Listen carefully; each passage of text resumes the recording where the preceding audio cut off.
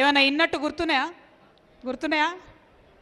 జోసి నందిన వాళ్ళు, కూనపులి వాళ్ళు, శిక్షగారు వాళ్ళు, బుక్కయ్య వాళ్ళు, గోత్రాల వాళ్ళు, కషికపాడి వాళ్ళు, సిద్ధుల వాళ్ళు, అట్లానే కేసీఆర్ గారు ఈ లిస్టులోకి చేర్చి మోస్ట్ బ్యాక్వర్డ్ కమ్యూనిటీస్ లిస్ట్ అని చేసిరు.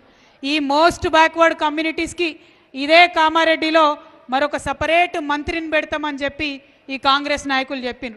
మరి ఆ మంత్రికి సంబంధించి ఇంతవరకు కూడా వాళ్ళు మాట్లాడతలేనటువంటి పరిస్థితి ఉంది. మరి ఇటువంటి చిన్న చిన్న కులాల వాళ్ళకు కూడా మనం వాయిస్ ఇవ్వాలి.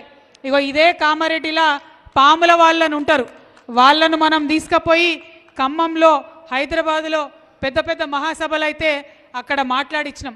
ఎందుకోసం చెప్తున్నామంటే మనం తెలంగాణ ఉద్యమం చేసిందే బడుగు బలహీన బహుజనులందరూ కూడా బాగుండాలని చేసినాం.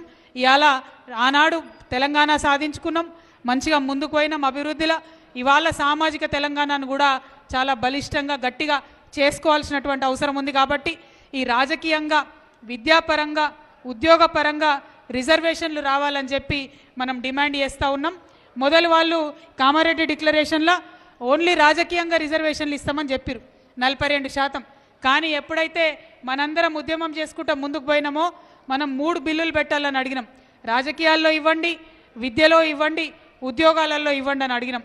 మనం పెట్టిన ఒత్తిడికి తలొగ్గి 2 బిల్లులు అసెంబ్లీలో పెట్టిండ్రు. ఒకటి రాజకీయంగా, ఇంకోటి విద్యా ఉద్యోగాలకు కలిపి పెట్టిరు.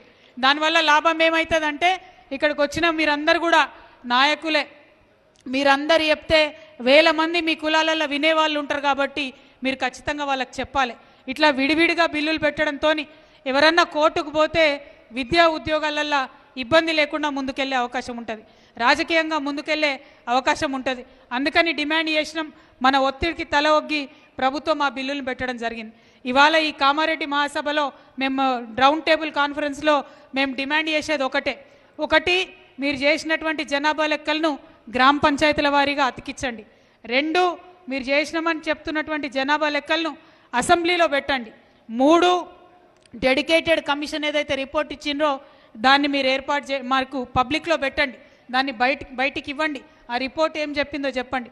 4 మీరు బిల్లు పెట్టిండ్రు 42%, మేమందరం కూడా మద్దతు ఇచ్చినాం. అందుకే ఇవాళ బిల్లు పాస్ అయింది. మరి ఆ పాస్ అయిన బిల్లు గవర్నర్ దగ్గర ఉన్నదా, రాష్ట్రపతి దగ్గరికి పోయిందా, ఏం జరుగుతుంది, ఆ బిల్లు ఎక్కడుంది? బీజేపీ, కాంగ్రెస్ పార్టీ ఇద్దరు కలిసి తెలంగాణ బీసీలకు జవాబు ఇవ్వాల్సినటువంటి అవసరం ఉన్నది. ఇక్కడ బీజేపీకి సంబంధించినటువంటి శాసనసభ్యులు ఉన్నారు, గౌరవనీయులు వెంకట్రామరెడ్డి గారు. వారిని నేను కోరుతా ఉన్నా, మీరు దయచేసి ఒత్తిడి తీసుకురండి మీ బీజేపీ పార్టీ మీద.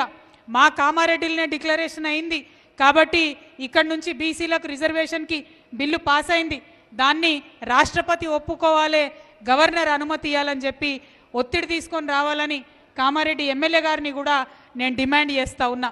మరి ఈ అంశాలన్నీ కూడా సాధించుకొని మనం ముందుకెళ్ళాలి.